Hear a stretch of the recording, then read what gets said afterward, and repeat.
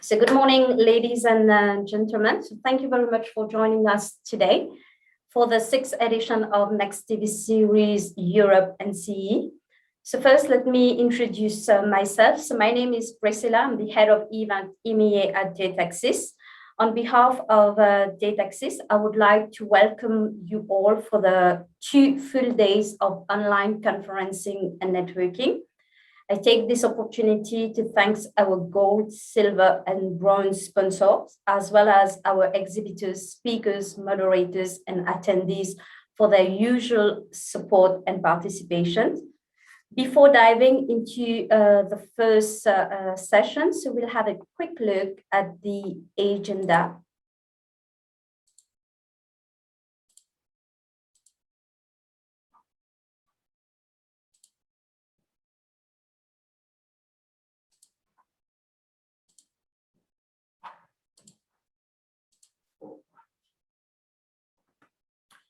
So we'll start with the session, the 5 steps to transforming TV ad sales from spot to audience, first across all platform and screen, hosted by Imagine. Then we'll have a presentation by Deutsche Welle. Moving on, we'll have a session on how to extract more value from video library, followed by a one-to-one session hosted by US Agency for Global Media on producing uncensored content for Russian audience. Moving on, we'll have a C-level operators panel who will discuss about the TV landscape post-COVID. Then we'll have a session on telco transforming into gateway for content, how to remain agile with complex offer, hosted by Kaltura. Then we'll have a country-focused Russia pay TV and OTT market. Moving on, we'll be having a session on the booming era of live OTT broadcasting, hosted by Limelight, followed by acceleration of operators' video strategy through cloud. And the last session for the day will be redefining broadcasters' partnership for the streaming age. So now I'm pleased to welcome, I'll just stop the share. So I'm pleased to welcome Rob Malcolm, Chief Product Officer at Imagine Communication, and Guillaume Perrin, Market Analyst at Dataxis for the first session. So Guillaume, the floor is all yours. Thank you, Priscilla, and welcome to everyone for the first panel of this event. So a session hosted by Imagine Communication about the 5 steps to transform TV ad sales from spot first to audience first across all platforms and screens. And to discuss this topic, I have the pleasure to be joined today by Rob Malcolm, Chief Product Officer at Imagine. So welcome, Rob. Good morning, everybody. Great to be here. I'm going to let you introduce yourself and give us a brief overview of Imagine's activities. And I think you also want to share some slides with the audience. So please. Yeah. Thanks very much. So let me just present my screen here. Give me a second. Share screen. All right. Hopefully you can all see my screen. So thanks. I'm really happy to be here today to talk about what I think is probably the most important topic in broadcast advertising today. But before we get started, I just want to remind people on the call as to who Imagine is. You may or may not know us. We're previously known as Harris Broadcast. You can see some very impressive stats on the slide. I'm not going to go through every single one of them. But I think the point here is that we currently carry about $50 billion worth of ad sales and inventory every year through our systems across the world. We're one of these vendors that is behind the scenes and that doesn't always feature in any discussions, but we're very busy behind the scenes making a lot of things happen, particularly in terms of monetization of content. So I'll start off with this slide because this graph to me is probably a graph that's worth 1,000 words. You can see that this graph is fundamentally about global video ad sales. And the blue part of the graph, the lower piece, is how some forecasts look for linear television advertising. The orange is what we believe is going to happen with digital. This obviously excludes social media video advertising, but it includes all kind of VOD advertising, anything that fundamentally is non-social is in the orange bar here. And so the first thing that I'll point out is that there is a huge opportunity for broadcasters to grow if they can fully realize the potential of combining linear and digital. You can see the net growth over here. And the reason why it grows is fundamentally that digital advertising and addressable advertising on a per CPM basis is worth more than linear. And although right now, there's obviously a lot of debate as to, how do you normalize between linear and digital, and can you truly command the rates that you get on linear on digital? But our belief is that eventually, the linear and digital combination and the quality of the content and the quality of the audience will allow you to command a premium price for advertising, just as television always has. So the point of the graph is to explain that even in 10 years' time, the split between digital and linear is still going to be quite equal, to say it one way. 56% would be digital and 44% would be linear. There's some analysts who think it's reversed with 40% big digital and 60% big linear, but just for argument's sake, it's one of those two scenarios, which means that that fundamentally disbanding linear and forgetting about it is not really an option, because you're going to have linear revenue, material linear revenue, for at least the next decade, and most likely more. And we'll talk about that on the next slide, because in our model, linear television advertising actually flattens out at this stage. And the reason for that is there is some content like live sports and news that is inherently linear. And even though it won't be necessarily watched on a traditional linear channel, it will still be a linear stream.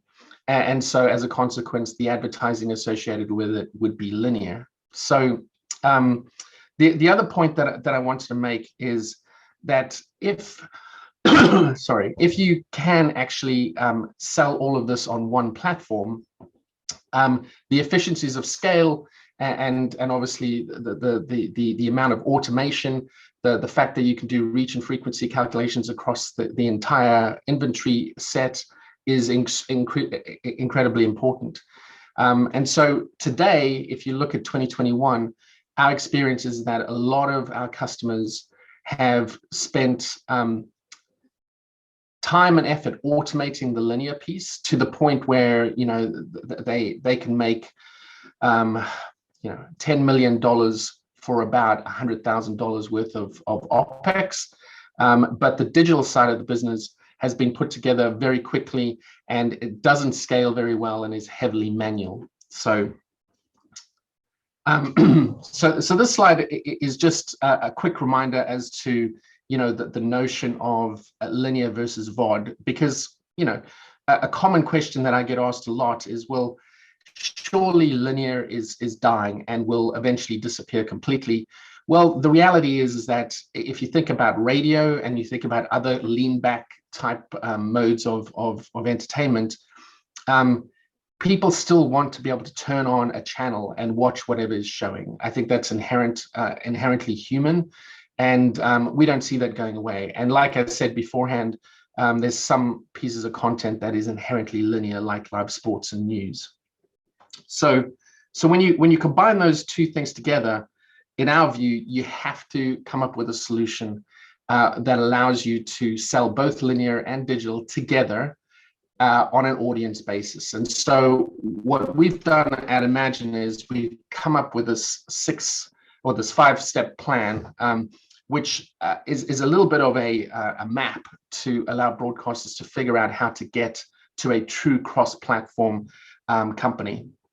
And so The first thing that, that I'll say is that this is a transformation journey. In other words, no one step needs to be done isolated from another step. In other words, you can start doing step 3 together with step 1. You can start doing step 4 together with step 2.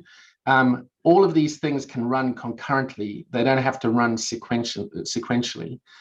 The reason why that's important is because we recognize that there's no way that any broadcaster can completely go from one step to another without doing some of the things that they used to do in the past, the way that they're currently doing it. So just bear that in mind. So the first step in our mind is to change the way you sell linear inventory, away from constraining how you sell to being spot specific, or constraining how agencies and brands buy, so that it's based on pure program and day part campaigns. And instead of doing that, just start selling by audience, and decouple this constraint of a program and a spot and an audience. And by doing that, you can create a much more fluid way of selling, where the audience can be found rather than you're trying to basically make a one-time prediction in the future of where that audience is. The second step is, once you start to sell on audience, your systems to some degree will be able to go find that audience at the time of booking the campaign. But what you really need to be doing is every single day, and even in theory in real time, you should be using all of the signals that you're getting from various different platforms to predict where your audience is going to be, and then move that spot and find the audience. And that's important because obviously, as various platforms and content fragments, predicting audiences is going to be fundamental, and to some degree we'll move away from pure ratings-based or audience prediction. So the third step is that if you are not currently selling the advertising that is being used for your VOD and OTT inventory, in other words, you're using some kind of demand-side platform, then you need to basically start selling those things together with your linear, so that a brand and an agency can potentially buy a campaign with both audience for VOD and audience for linear together as a one audience buy. At first, it may not be possible to use a single currency. You may have to just use the actual amount of money and use that as a split to say, like, I've got $1 million to spend, 50% will be spent on linear, 50% will be spent on VOD and OTT. Step 4 is, now that you've sold your VOD and OTT inventory, you can now displace or remove the DSP that might be doing ad insertion on your VOD and OTT inventory. And the reason why that's important is because to create a truly compelling television experience, we believe that the VOD and the OTT inventory has to be broadcast quality. In other words, it has to obey broadcast rules, just in the same way as linear television does. So by selling your own inventory and displacing a DSP that might be making random decisions about your audience, and making that decision on your own platform, in our view, creates this beautiful television-like experience. Step 5 is where you start to say, okay, well, my audience is fragmenting across linear and OTT. Let's say your younger audiences are gravitating towards your OTT platform, and your older audiences or gravitating towards your linear. Now what you want to do is, for a single campaign, you want to go and optimize across those different platforms and find the audience wherever it might be. And so these 5 steps may seem complex, but we have customers today, and we'll talk about that in a minute. We have customers today that are already at step 4 of this journey. Step 5, I think, will be something that some customers will reach in the next couple of years. So this is definitely, being done today. It's a reality, and it's not as hard as you think. So the last step that I'll just basically say here is that in our view, what will happen is that broadcasters who make it through this journey and have a true cross-platform solution will be perfectly placed to potentially consolidate other broadcasters' inventory onto one platform, and that's just because the broadcasters who enable this way of selling and this way of monetizing video content will have a competitive advantage, and will be able to command a premium rate for the inventory that they have. And so it's likely, in my view, that there'll be some consolidation of sales houses and broadcasters getting together to sell their inventory as a pool. The last point that I'll make, and then I'll hand back over to Guillaume, is transformation, and this truly is a transformation journey, it can only succeed if you change how you do things. What we sometimes see is broadcasters somehow just find themselves wanting to replace an old platform for a new platform. And when they do that transition, they just want to replicate the old way of doing things with a new set of technology. In our view, that is a mistake. What you really need to be doing is you need to be transforming how you sell your inventory, how you think about your inventory, instead of thinking about it as spots and breaks and all of those kind of linear things. Start to think about it as an audience that you're trying to monetize.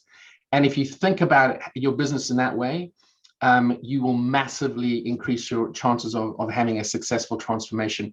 And of course, the technology is there to support and automate all of these changes.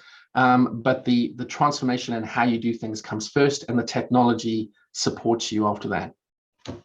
So thank you. Hopefully that wasn't too fast, and you got the gist of it. Thank you, Rob, for sharing these insights. But before getting back to a few points you just mentioned, I want to welcome the listeners who just joined us and to remind them they can ask the question using the chat box. And I'll make sure to keep a few minutes at the end of this session to give the opportunity to Rob to address these questions. Now, Rob, you've underlined the opportunities and the reasons why broadcasters and media companies should start acting now. But if I were a broadcaster willing to start this 5-step journey now, what challenges can I expect on the road?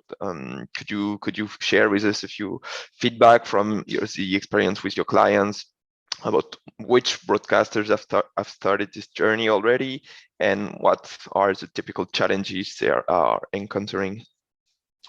Yeah, sure. So there's some customers I can obviously talk about publicly, and there's some customers I can't. But two customers, that are in the public domain, who are on this journey, and there is information out there if you're looking for it, is Sky in the UK and 9 in Australia.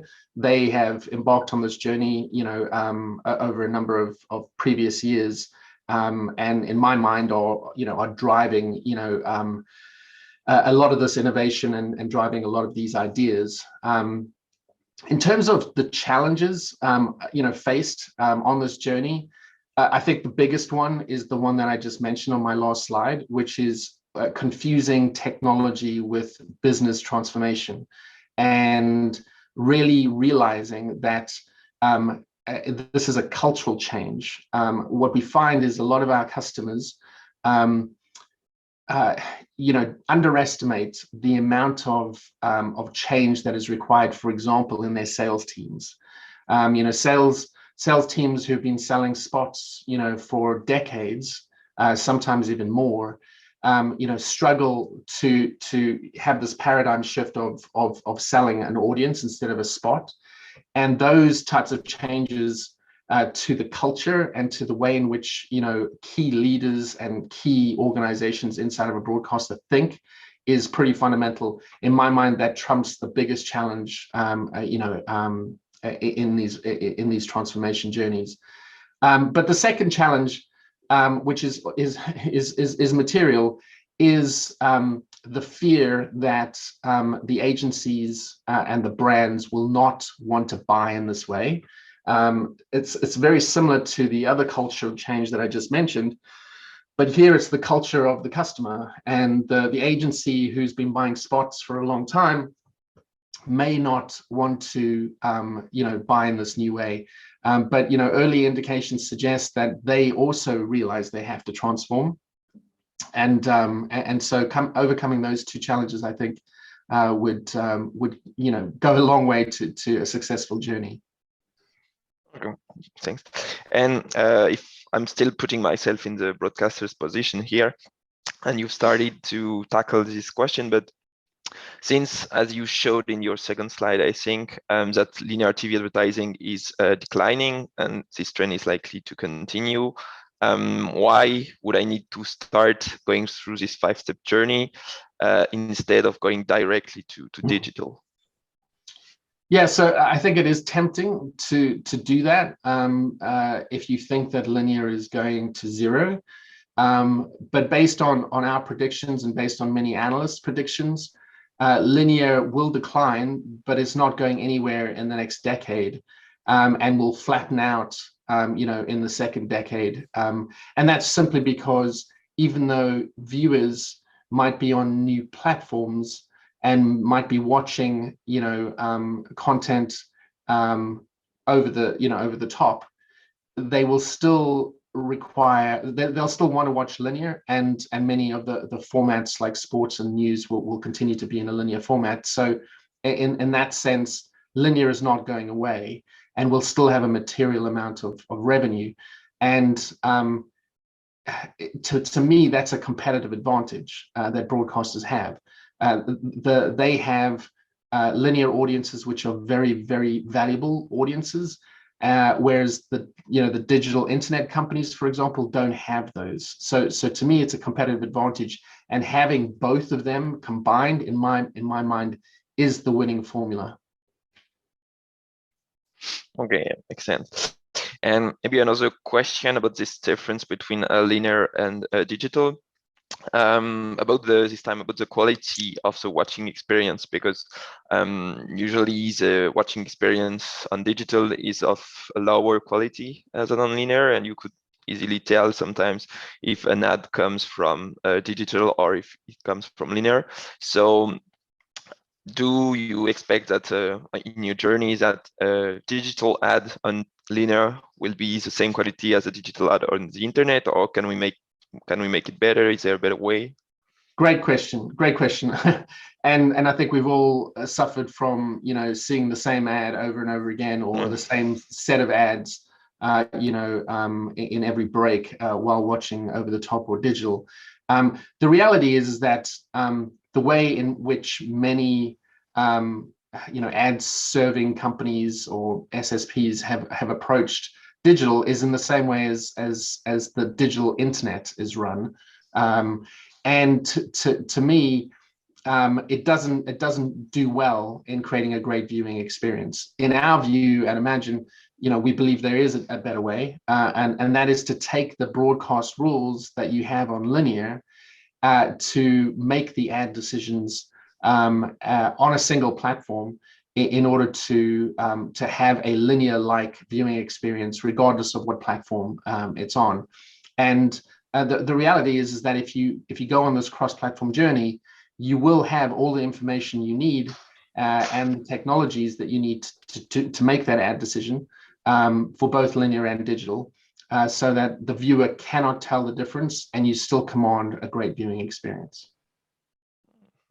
Okay. So I think we already have only 10 minutes left. So please, the audience, don't hesitate to send us your question using your chat box. Now, Rob, maybe a bit different question. What are the benefits? I wanted to know about server-side ad insertions versus client-side ad insertions. Could you elaborate a bit about that?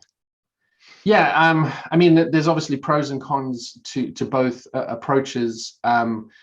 many people will say that client-side ad insertion, suffers from ad blocking and those types of things. For me, the biggest advantage of server-side ad insertion is the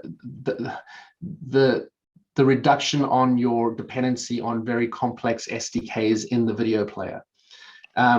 If the video player is very sophisticated, then the problem that you find is that you are now dependent on all of the viewers upgrading their video player in order to match, whatever your video ad server needs it to basically send it. So to me, decoupling the video player and the ad decisioning is pretty fundamental, so that you can innovate on the ad decisioning without having to upgrade the video player all of the time. There will obviously be some dependencies, but to me, that's the biggest advantage of server-side ad insertion. Okay, interesting. And now coming back to your presentation and the 5-step journey. So you showed that, and you said that nobody has reached step 5, right? But not that I'm aware of, but there may be some others out there that have reached step 5 already. So yeah, or some others that might make it to step 5 quite soon in the coming years. So what can we expect on the market when one of them are reaching step 5? Can we expect some consolidation? You've started to address this one, but I wanted to know more. Yeah, I mean, for me, it's just, with my kind of business head on, it makes sense to me that broadcasters no longer see each other as competitors. And so they fundamentally have one goal in mind, which is to maximize the return on their content investments. And so the more money they can make from monetizing their content, the happier they'll become. And so I do think that some broadcasters will emerge as leaders in maximizing the monetization of content. And I think it's natural that those companies will consolidate, a lot of the inventory in the industry to make it easier for agencies and brands to buy from one place in one consistent fashion. But, that could take a couple of years, it could take a decade, it could take more. So it's just something that I do think is coming. Okay, so if the broadcasters who are watching us right now after this session are convinced that they need to start this journey, even though some broadcasters are going to make it to step 5, they should, right? Still should, even though some will become large enough to. Absolutely, because there's no guarantee that'll happen. Number one, and number two is in my mind, this transformation journey is critical for the survival of our entire industry. As audience start to fragment, underway already, but yeah, completely. And I also wanted to touch on the question of targeted advertising, because as you know, in some European markets, you cannot target people individually. So how do you deal with legislation and challenges like that? Yeah, compliance is pretty key, and the broadcasters will know all about compliance because linear markets traditionally have been heavily regulated, unlike some of the digital players that have emerged. I do think that regulation overall will increase for both linear and digital. Well, there'll be a leveling off of regulations. I think the digital people will start to be regulated similar to the traditional broadcasters. But as it relates to privacy and targeting, the reality is that linear has existed for decades without individual targeting. They've used broad panels, and they've associated content with audiences, which will continue to happen, and is one of the powers of television, is that you have a heavy correlation between program and audience.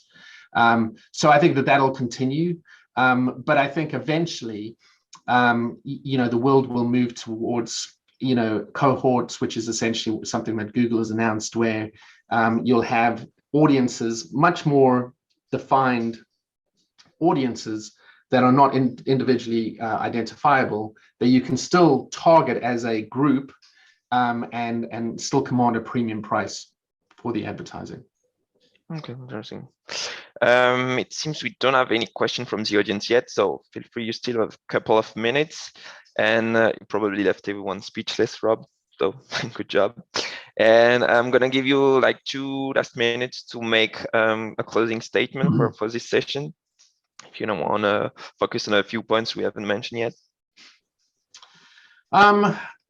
Like I said right at the beginning, this is a journey. It's a transformation journey.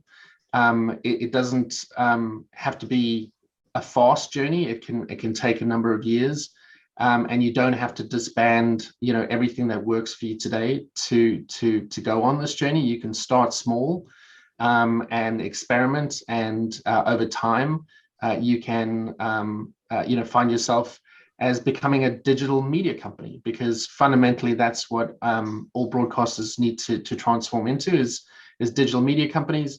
And we believe, with our global experience, having seen many broadcasters in every continent of the world go through this transformation journey, we believe that we have a good formula. And so if you're interested in finding out more, we would be more than happy to help. Okay, great. And I'm sure people will touch on you. So thank you, Rob, for all these insights. Thanks the audience for watching us. And for the next session, we'll be back in 20 minutes at 11 a.m. CT for a presentation with Deutsche Welle. So make sure to tune in. Thank you again, Rob, and thank you everyone, and have a nice day. Thank you very much. Cheers. Bye-bye.